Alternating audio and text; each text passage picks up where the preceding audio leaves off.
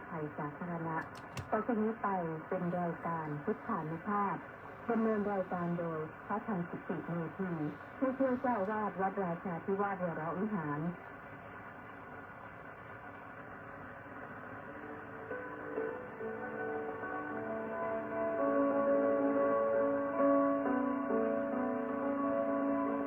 ได้เวลามาฟังพุทธานุภาพเพื่อรับทราบพุทธธรรมคำสั่งสอนเสริมมงคล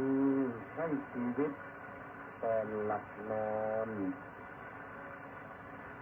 รอพักผ่อนสุขสบายกายใจเทิน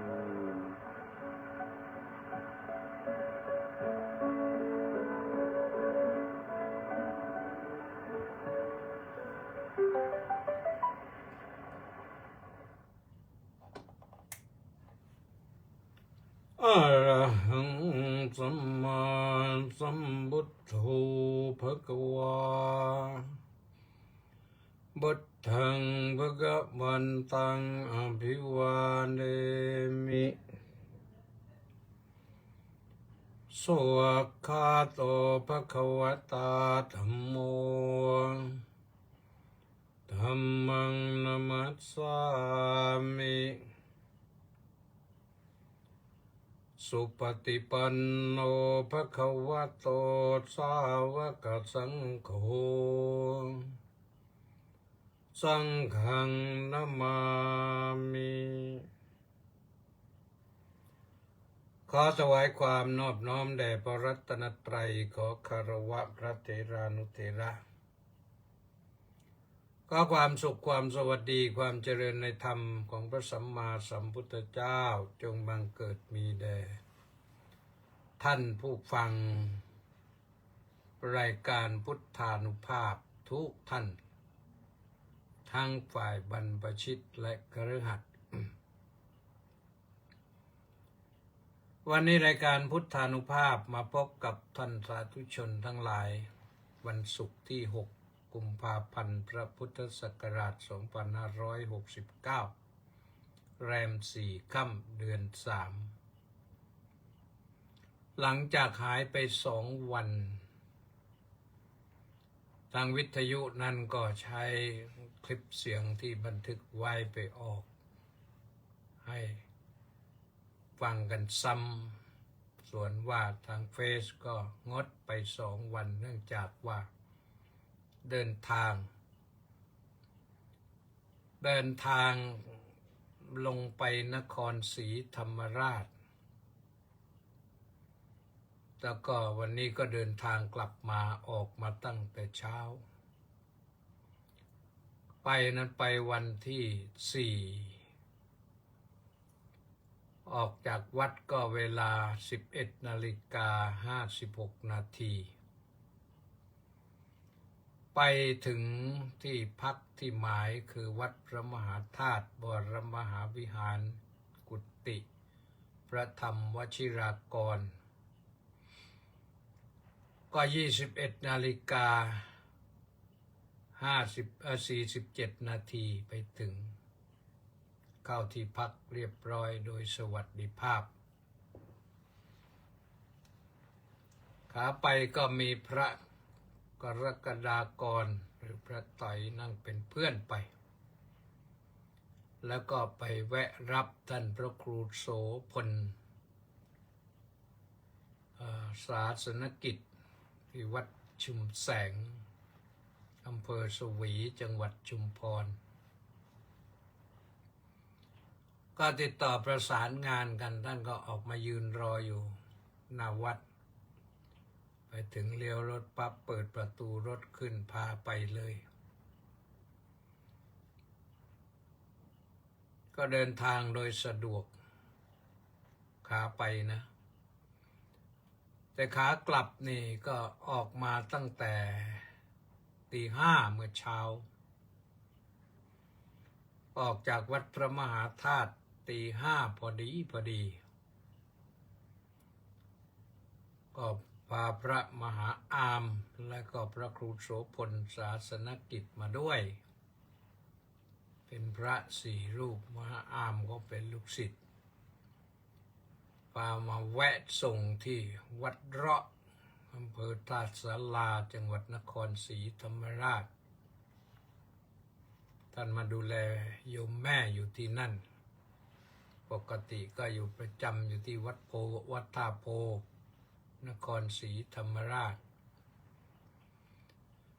จะมาดูแลโยมแม่โยมแม่ไม่ค่อยสบายก็มาให้กำลังใจ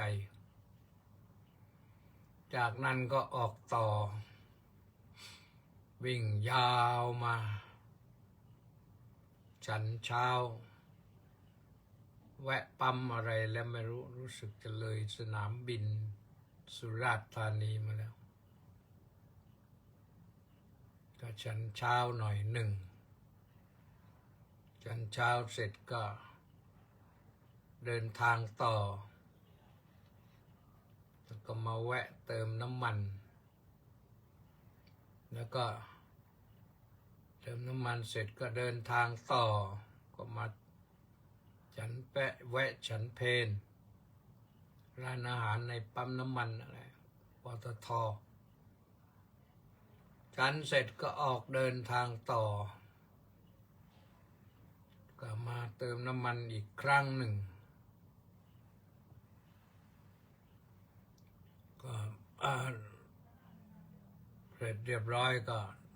มุ่งหน้าตรงเข้ากรุงเทพปรากฏว่าขากลับมานี่รถค่อนข้างจะติดมาตั้งแต่เริ่มมาตั้งแต่แถวไหนเพชรบุรี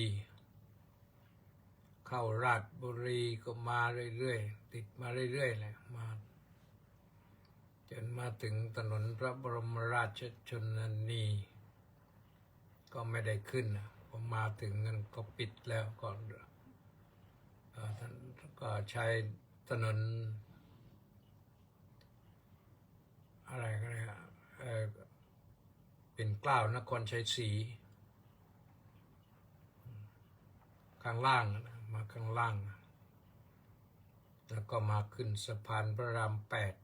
8ข้ามมาฝั่งกรุงเทพถ้าเข้าฝั่งทนเนี่ยก็คงจะติดมากคาดว่าอย่างนั้นเลยข้ามสะพานพระราม 8ลงฝั่งนี้ก็มารื่นราบรื่นหน่อยก็ถึงวัดก็ประมาณสัก17:30 นาทีใช้เวลามากกว่าขาไปนี่ก็ประมาณสัก9 นาที9 ชั่วโมงขากลับมานี่ก็เป็นจากตี 5ถึงตี 5ก็12 ชั่วโมงก็อาบน้ำอาบท่ากระชุ่มกระชวยขึ้นมาหน่อยก็ว่ากันต่อไปได้นะถามว่าไปทำอะไรก็มีงานนะต้องไปทำเนี่ยการสำคัญก็คืองานบำเพ็ญกุศลศพพระครูโกศลเจติยาภิวัตรท่านเป็นอดีตเจ้าคณะอำเภอพรหมคีรีแล้วก็เป็นอดีตเจ้าอาวาสวัดป่ากิ่ววัดป่ากิ่วนี่เป็นตำบลบ้านเกาะมาก่อนเดี๋ยวนี้จะเป็นก็คนตำบลบ้านเกาะนั่นแหละก็เส้นทางจากสนามบินนครศรีธรรมราชขึ้นไปพรหมโลกสายตรงขึ้นไปก็ไปผ่านหน้าวัดป่ากิ่วแล้วก็ไปผ่านวัดอินคีรีแล้วไปผ่านวัดเขาขุนพนมแล้วก็ไปถึงเขตอำเภอในตัวอำเภอพรหมโลก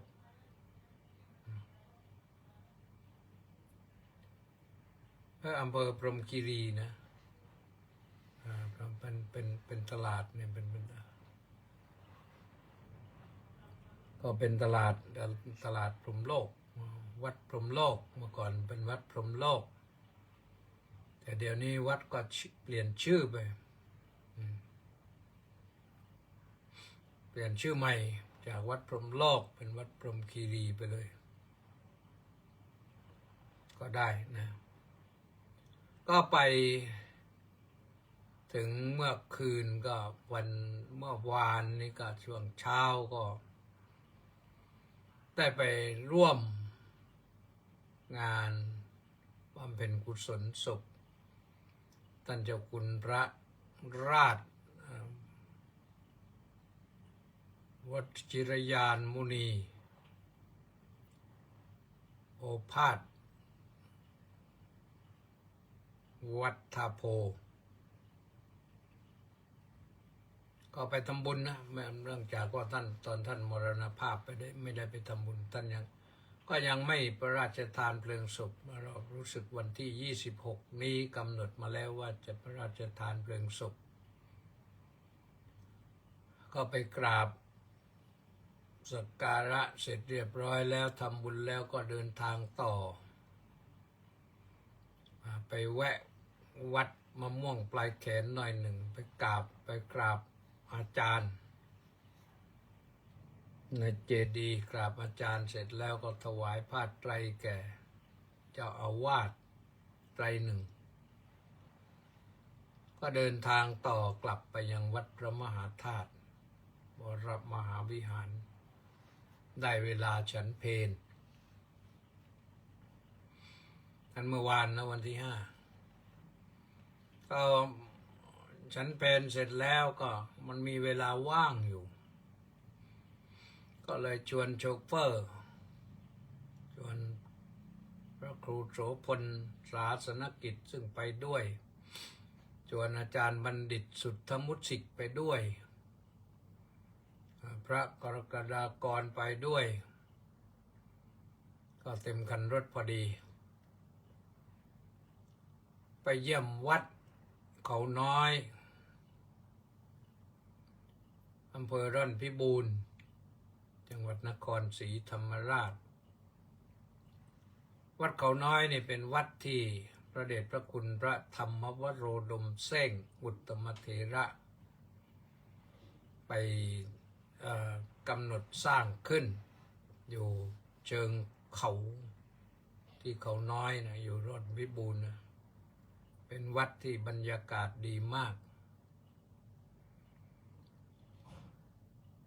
แต่ก็มีพระน้อยมีพระอยู่3 รูปได้ข่าวก็ไม่ได้พบกับเจ้าอาวาสก็ไปเยี่ยมไปงั้นแหละนะทราบข่าวว่าเจ้าอาวาสก็อยู่แต่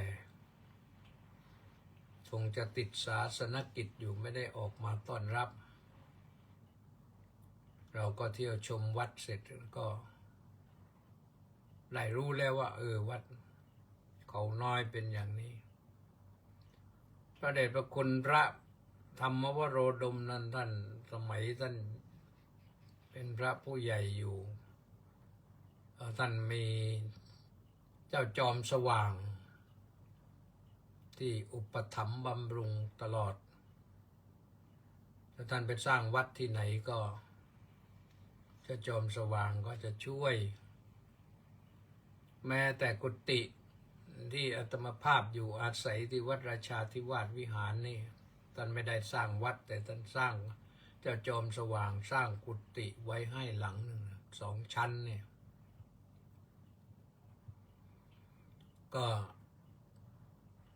ก็สบายเราได้มาเสวยสุขน้อมนึกถึงท่านไปสร้างไว้ที่วัดที่ชุมพรสร้างวัดที่ชุมพรตั้งชื่อว่าวัด3 แก้ว3 แก้วก็คือวัด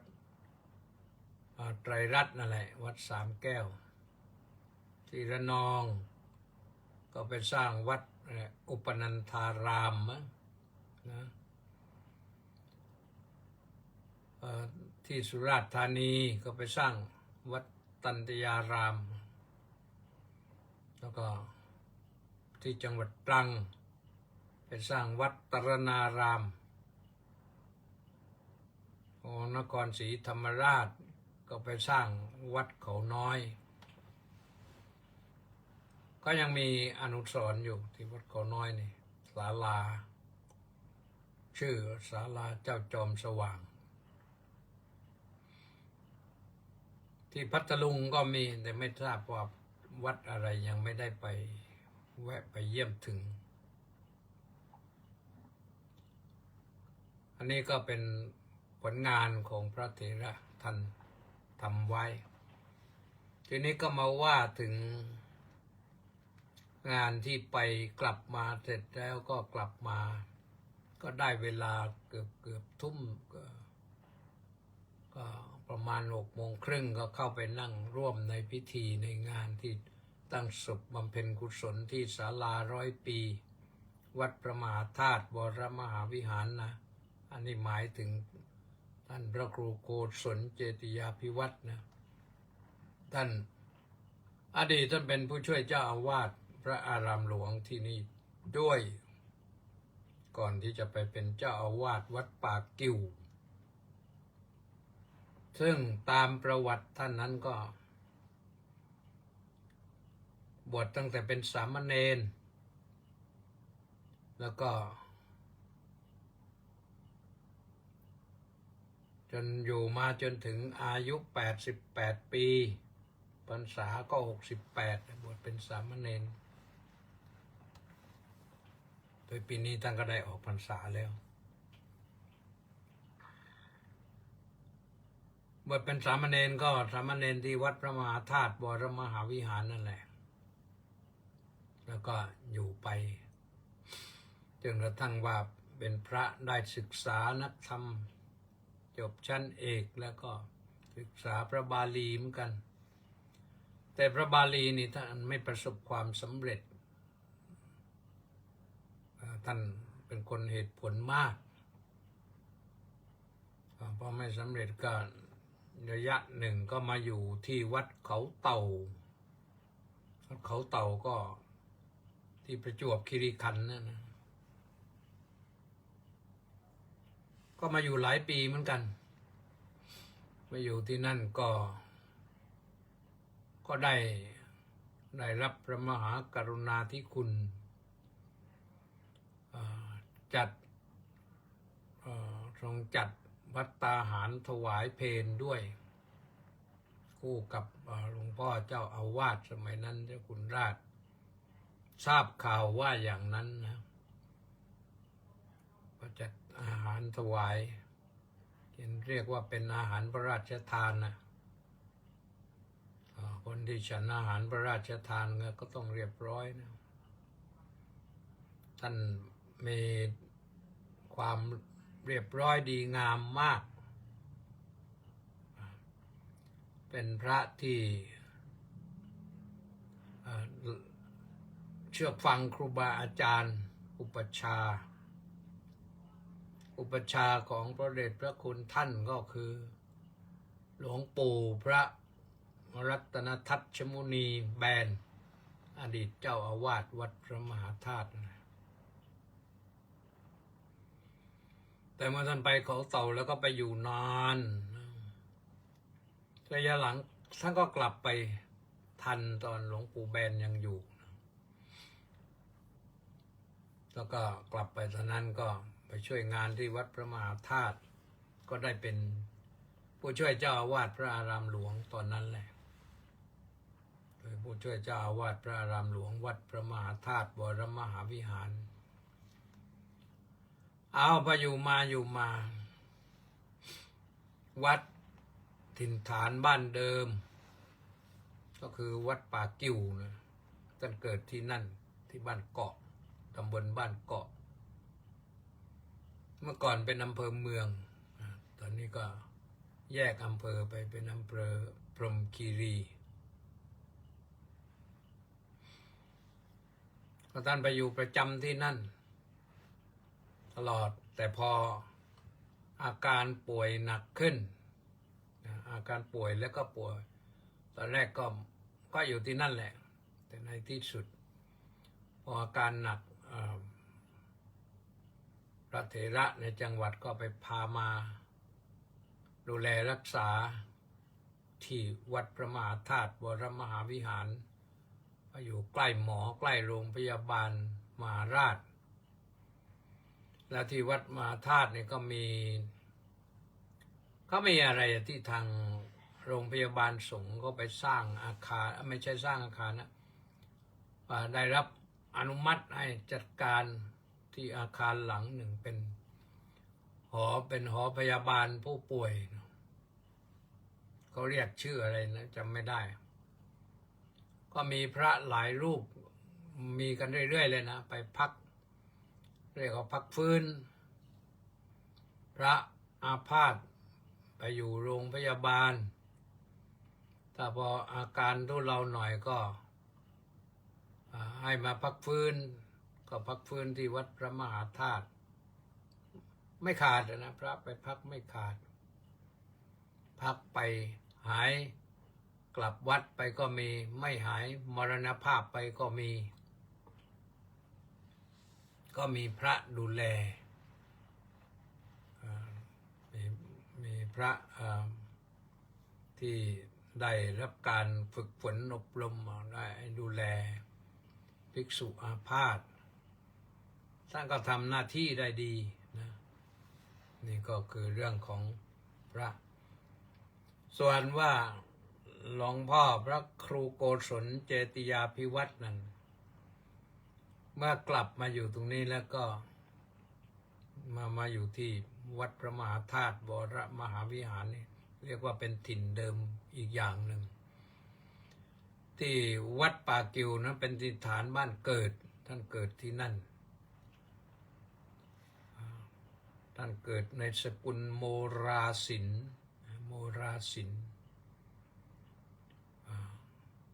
แล้วก็ถวายชีวิตไว้ในพระพุทธศาสนาก็ว่ามาจนตลอดถึงวาระสุดท้ายท่านก็มรณภาพลงก็เริ่มบำเพ็ญกุศลมาตั้งแต่วันที่3คือวันนั้นวันที่2นั่นมันเป็นวันขึ้น15 ค่ำซึ่งตรงกับโดยปกติก็จะตรงกับวันมาฆบูชาก็เลยไม่สามารถที่จะจัดการได้ต้องฝากร่างกายไว้ที่ไร้วิญญาณแล้วที่โรงพยาบาลเพราะว่าที่วัดพระมหาธาตุวรมหาวิหารเนี่ยวันขึ้น15 ค่ำเดือน3นี่ก็จะมีประเพณีแห่ผ้าขึ้นธาตุเขาเรียกว่าแห่ผ้าขึ้นธาตุคือแห่ผ้ายาวๆไปห่มองค์พระบรมธาตุเจดีย์ห่มไปกี่รอบก็จนกว่าจะหมดนะคนเดินแถวกันยาวแล้วก็หลายคณะโรงเรียนบ้างวิทยาลัยบ้างมหาวิทยาลัยบ้างเขาก็จัดกันไปแต่ละชุด100 คน500 คนถือผ้ากันไปแล้วก็ไปพันรอบไว้ที่องค์พระเจดีย์ไปพันไว้ที่องค์ระฆังคว่ำนะขึ้นไปข้างบนส่วนที่เป็นระฆังคว่ำคือกลมๆฐานพระเจดีย์แต่นี้ญาติโยมทั่วไปนะแต่ว่าถ้าว่าเป็นทางการนั้นก็จัดอีกทีหนึ่งนอนประมาณเท่าไหร่วันที่3 มีนามั้งวันที่3 มีนาก็จะเป็นวันที่2หรือที่3 มีนาตรงนี้แหละอาตมาก็ไม่ได้ดู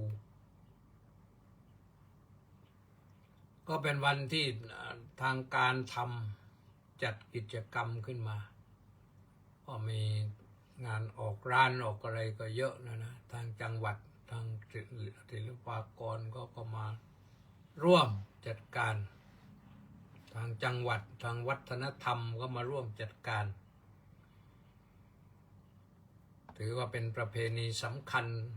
ที่สุดก็ได้ของเมืองนครศรีธรรมราชในเรื่องประเพณีแห่ผ้าขึ้นธาตุนะเพราะฉะนั้นวันนั้นก็เขาเว้นมาก่อน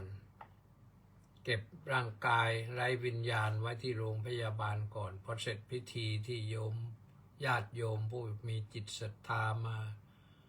แห่ผ้าขึ้นธาตุเสร็จเรียบร้อยแล้วก็อัญเชิญศพมาที่วัดพระมหาธาตุวรมหาวิหาร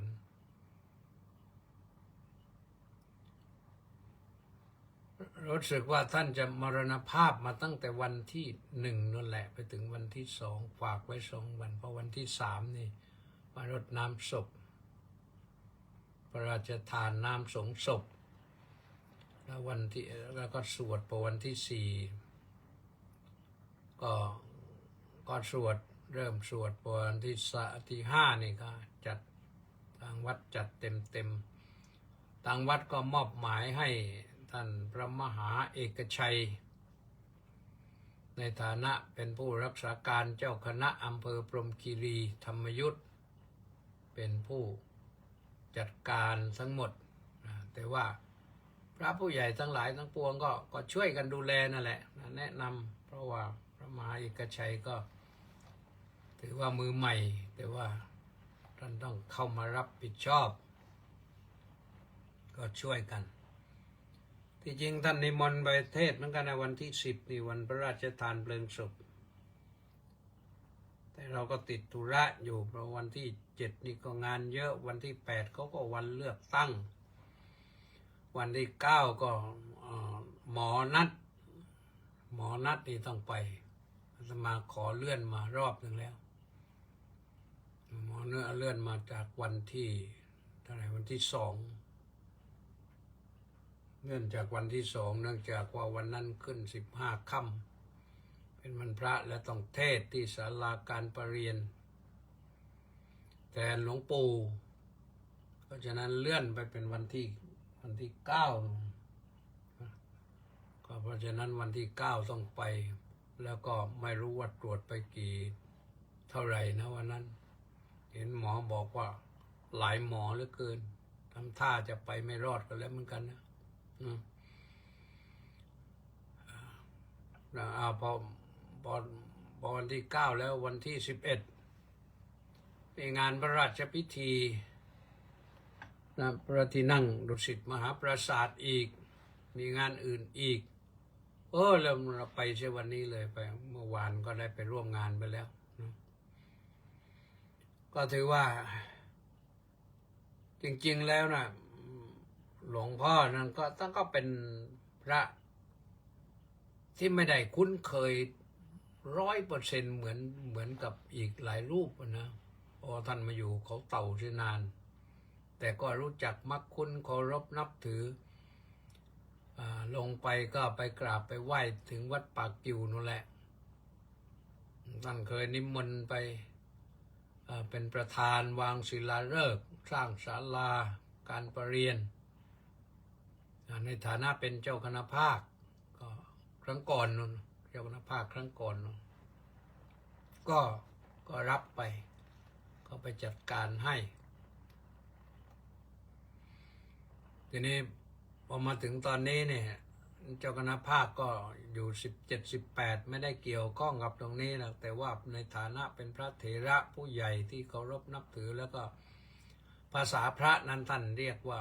อาจาริยมัต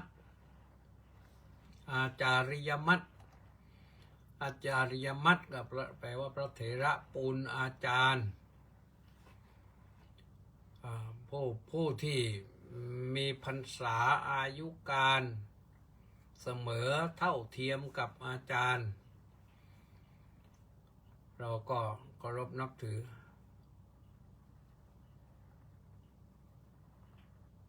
วันอาจารย์ก็เลย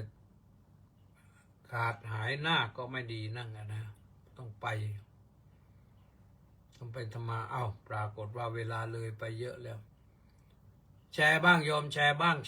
ฟังแล้วก็แชร์ไปบ้างนะแชร์บ้างกดไลค์กดแชร์นะ และนี่ก็เฉลิมพงศ์กับกำแพงแก้วนะมาแล้วกราบสาธุครับพระอาจารย์สาธุเป็นยาพักบุญศรีสรโชติกราบนมัสการท่านพระอาจารย์น้อมกราบสาธุเจ้าค่าสาธุจันทภาดีรัศมีน้อมกราบนมัสการสาธุค่าสาธุนะธนวัฒน์ศรีสิริวัฒน์สาธุน้อมกราบนมัสการครับนะอาจารย์นิมนต์มาทางไลน์นี่อ่านแล้วนะอาจารย์นะแต่เดี๋ยวจะทำให้จะต้องเมมด้วยไม่เมมเดี๋ยวลืมเจพรแหลมทองเหงาสาธุสาธุค่ะสาธุวีรวิทย์ระฆังทองกราบนมัสการพระคุณเจ้าสาธุสาธุสาธุสาธุหนูปานลักษณะวิราชน้องกราบนมัสการสาธุสาธุสาธุเจ้าค่าสาธุนะมณีแสงจันทร์น้อมกราบนมัสการสาธุสาธุสาธุเจ้าค่าสาธุแม่ชีสมใจสาธุสาธุสาธุสาธุเจ้าค่าสาธุสันติปรารมณ์กราบถวายความเคารพอาจารย์เจ้าคุณครับสาธุครับไม่รู้ไปอยู่ตรงไหนแล้วนะสันติปรารมณ์นี่ว่าจะตามพาไปนครด้วยเมื่อวานซืนนี่ต้าสิทธิมงคลนมัสการสาธุครับสาธุสริตพงษ์เทศบำรุงสาธุครับพระอาจารย์สาธุนิพนธ์ลักษณะบิลาศน้อมกราบนมัสการพระคุณท่านครับสาธุสาธุสาธุขวัญตาพอบำรุงน้อมกราบนมัสการสาธุค่ะสาธุป้าจ่ายจินดาน้อมกราบสาธุสาธุสาธุเจ้าค่ะสาธุครบตรงนี้นะเผื่อว่าใครมีอีกก็จะได้ว่าต่อว่าด้วยเรื่องของหลวงพ่อที่มรณภาพไปที่ไปเนี่ยนะเป็นพระเถระที่มีจริยาวัดที่เรียกว่างดงามแต่ท่านตรงไปตรงมานะเดินก็ตรงนะอายุ88เนี่ยหลังตรงแน่วเลยนะแล้วก็เป็นผู้ที่สำรวมเป็นพระเถระที่สำรวมมากสติสัมปชัญญะดีมีธรรมเครื่องอยู่ที่งดงามอยู่คนเดียวก็ได้อยู่หลายคนก็ได้แต่ตรงไปตรงมาท่านตรงไปตรงมาเสมอถือความสัตย์เป็นสำคัญถือความตรงเป็นสำคัญถ้าใครจะคบก็คบไปตรงๆแล้วก็อยู่กันได้ไปกันได้ถ้าบิดเบี้ยวแล้วก็จะอยู่กันยากนะเป็นพระเถระที่ทรงศีลมั่นคงมากทรงปาติโมกข์ด้วยทรงปาติโมกข์เรียกว่า227ข้อนี่ไม่ให้พร่องท่านแน่วแน่ไม่ใช่แน่วแน่แก้ไขพระวินัยนะแน่วแน่แก้ไขตัวเองอะไรที่ตัวเองทำไม่ดีก็ต้องแก้ไขให้ดีแต่ท่านไม่ต้องแก้หรอกเพราะว่าท่านสวดปาติโมกข์ได้จำปาติโมกข์แม่นจำแม่นด้วยเป็นครูด้วยนะเป็นอาจารย์สอนปาติโมกข์คือสวดปาติโมกข์นี่ไม่ใช่ง่ายโยมจำได้ไม่ใช่ว่าจะสวดได้ท่านต้องฝึกต้องซ้อมต้องออกเสียงทีฆะรัสสะครุละหุ อะไรต้องพร้อมหมดนะเสียงอุสมะเสียงกันทชะโยมไม่เคยฝึกนี่ก็เข้าใจยากนะต้องเรียนก่อนถึงจะเข้าใจแต่บอกให้ทราบว่าการสวดให้ถูกต้องมันต้องฐานเสียงต้องดีทีฆรัสสะต้องดี อย่างที่อาตมาเคยสวดให้ฟังนะอุโปสถะนะจะไปออกอุโปสถาไม่ได้หรือว่าไปขึ้นอุโปสถาก็ไม่ได้อุโปสถะก็ไม่ได้ต้องอุโปสถะกรณะโตปุบเบนวะวิทังปุบกิจจังกาสบังโหติเวลาโหนี่ก็ไม่ใช่โหเฉยๆหรือไม่ใช่โหติอุปสถะกรณะโตปุเบนววิทังปุบกิจจังกาสบังโหติตันทอนะสัมมัจจนันจะต้องตันทอนะต่อทันฐานนี่ต้องทีฆะต้องขึ้นเสียงสูงท่านแม่นนะเปิดอบรมพระมาเยอะแล้วท่านมหาวิโรธปรริยนธรรม8 ประโยควัดราชาธิวาสวิหารนี่ทราบข่าวว่าเคยไปฝึกซ้อมปาติโมกข์ที่นั่นเหมือนกันนะแล้วก็พระมหาคำรณวัดราชาธิวาสวิหารนี่ตอนสมัยอยู่วัดศรีมาประสิทธิ์ยังไม่ได้เข้ากรุงเทพก็ไปฝึกซ้อมปาติโมกข์ที่นั่นเหมือนกันคือในบรรดาพระเถระผู้ใหญ่เนี่ยท่านรู้กันว่าองค์นี้แม่นปาติโมกข์ไม่ผิดพลาดไม่คลาดเคลื่อนการทำได้ไม่ผิดพลาดไม่คลาดเคลื่อนนี่มันเป็นสิ่งที่ทำให้สังฆกรรมมันสมบูรณ์ถ้าทำซีสวดซีซัวก็เป็นสังฆกรรมซีซัวก็ไม่ดีนะเพราะฉะนั้นท่านเน้นมากๆนะและท่านรักษาสัจจะนี่แม่นมากนะตรงไปตรงมาไม่ยอมนะไม่ยอมอ่อนข้อต่อความไม่ถูกต้องทั้งหลายเป็นสัจจะที่ถือปฏิบัตินอกจากตัวเองตาร่างกายตรงแน่วแล้วใจก็ตรงรักษาความถูกต้องความจริงว่ากันมาอย่างไรก็ไปตามนั้นนะท่านเป็นพระอุปัชฌาย์ทราบข่าวจากครูบาอาจารย์ที่ไปเป็นวิทยากรอบรมพระอุปัชฌาย์นะท่านไม่พลาดแม้แต่คำเดียวเลยเรื่องการฝึกซ้อมสวดฝึกการให้สัทธิวิหาริกสวดทำอะไรต่างๆเนี่ยกิจกรรมเนี่ยตรงแผงแน่วแน่จนทางวิทยากรทั้งหลายยกให้เป็นตัวอย่างให้ถือเป็นตัวอย่างให้ถือเป็นแบบอย่างท่านก็อบรมมาหลายปีแล้วแหละนะแต่ว่าอบรมมาหลายปีแล้วจริงๆแต่ว่าสัทธิวิหาริกน้อยนะสัทธิวิหาริกก็คือเป็นศิษย์ของพระอุปัชฌาย์นี่เรียกว่าสัทธิวิหาริก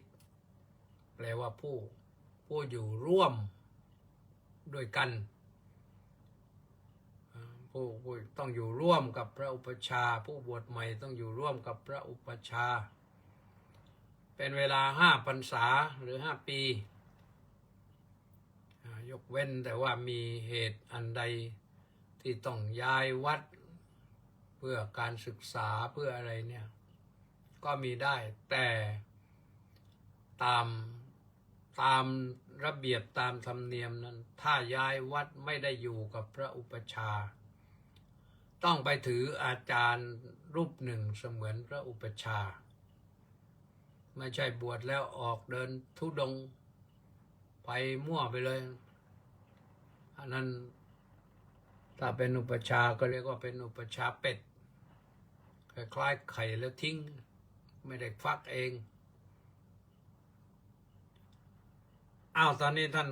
กำพลผู้มณีก็มาแล้วนะขอกราบนมัสการท่านเจ้าคุณอาจารย์ในวันศุกร์ที่6 กุมภาพันธ์ 2569 นี้ด้วยความเคารพอย่างสูงครับผมสาธุท่านเรื่องการเป็นพระอุปชาไม่ง่ายนะไม่ง่ายเพราะนั้นเดี๋ยวนี้ต้องสอบกันต้องสอบกันเยอะแต่สอบแล้วก็อย่างว่าแหละบางทีตอนสอบก็ทำได้แต่ไปปฏิบัติจริงๆไม่ค่อยปฏิบัติกันเท่าที่ควรมันก็มีปัญหาอยู่เหมือนกันนะก็มีปัญหาในสังคมพระสงฆ์อยู่พอสมควรเพราะว่าพระกระจัดกระจายไปอีกอย่างหนึ่งนะถ้าสมมุติว่าพระจะออกจากอุปชาไปก่อนที่จะครบ5 พรรษาเนี่ยประการที่1ต้องมีอาจารย์รับรองไปที่ไหนก็มีอาจารย์รับรองว่าจะดูแลสงเคราะห์อนุเคราะห์ทำหน้าที่เหมือนพระอุปชานั้นประการที่1ประการที่2นั้นถ้าไปเรียนไปศึกษาแล้วเรียนตามระเบียบนั้นก็จะต้องมีอุปชานั่นแหละหรือไม่ก็เจ้าคณะพระสังฆาธิการเจ้าคณะตำบลเจ้าคณะอำเภอเจ้าคณะจังหวัดใครก็แล้วแต่มีหนังสือเป็นลายลักษณ์อักษรขอความอนุเคราะห์จากเจ้าสำนักขอความอนุเคราะห์จากเจ้าสำนักให้ช่วยรับภิกษุนี้สามเณรรูปนี้ไว้ในการปกครองของพระคุณท่านเพื่อการศึกษาด้วยทีนี้ถ้าหากว่ามีหนังสือมาอย่างนั้นแล้วเกิดมาอยู่แล้วไม่ปฏิบัติตามที่อุปชาระบุมาคือฝากมาให้ศึกษาเนี่ยทางวัดก็มีสิทธิ์ที่จะส่งคืนได้ยิ่งถ้าเกเรเหลวไหลก็ต้อง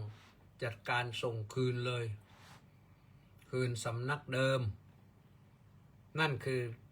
ระเบียบปฏิบัติวัดราชาธิวาสวิหารปฏิบัติอย่างนั้นมานาน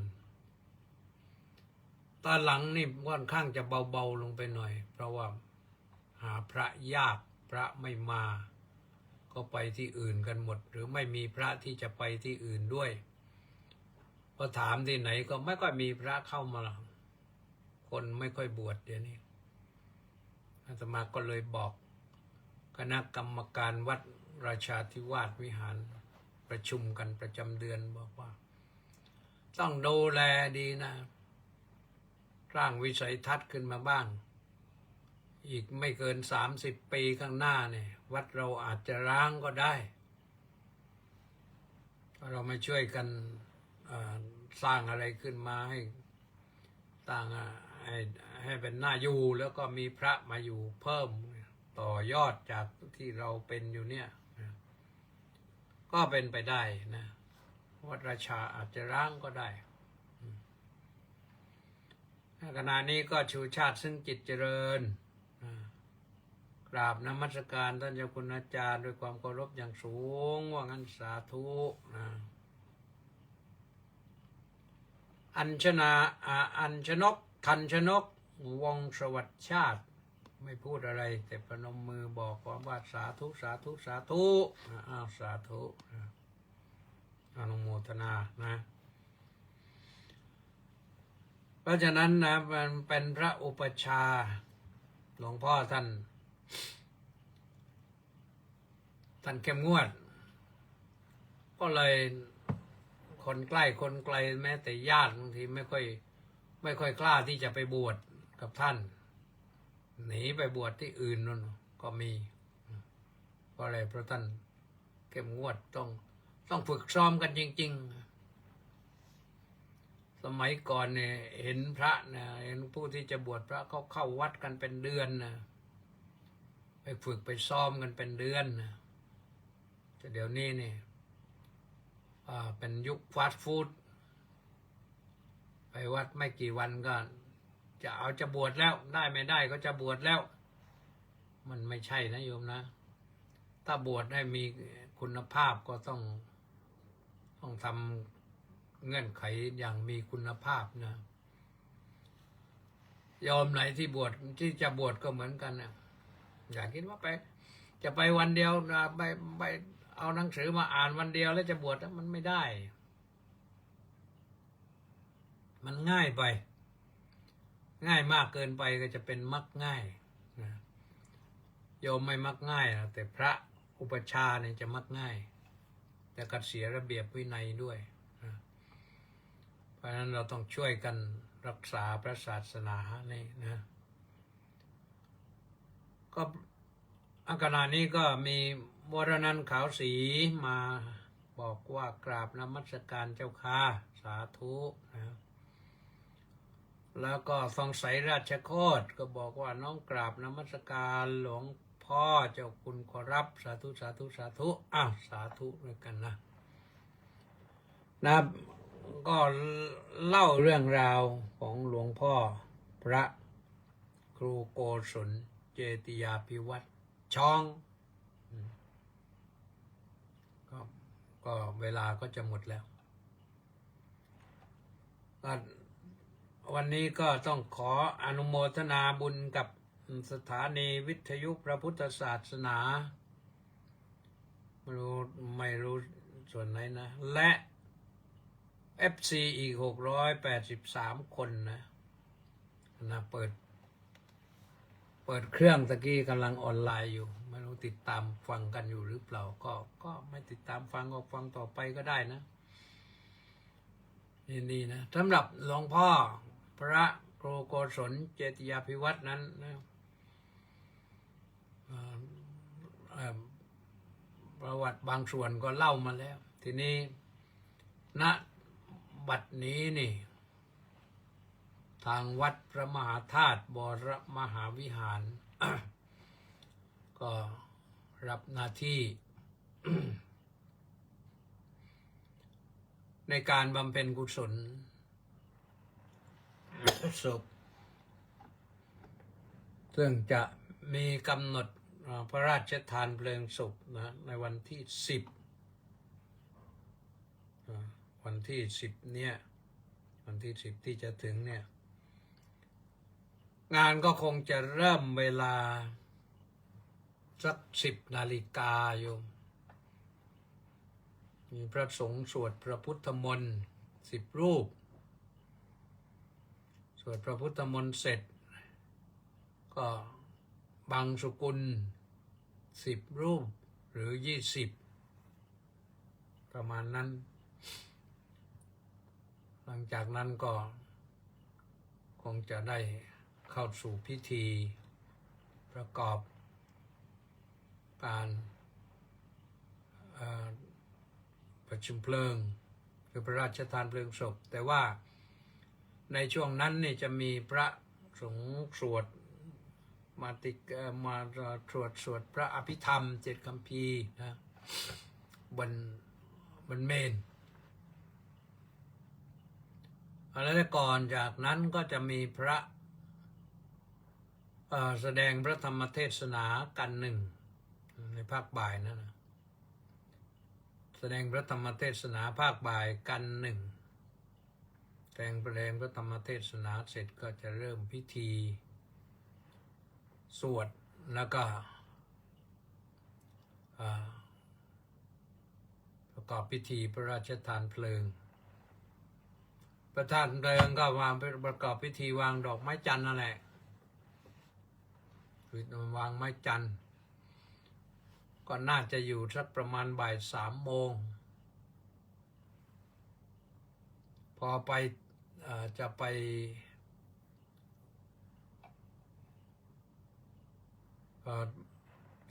จะเผาจริงๆนะก็หลังจากนั้น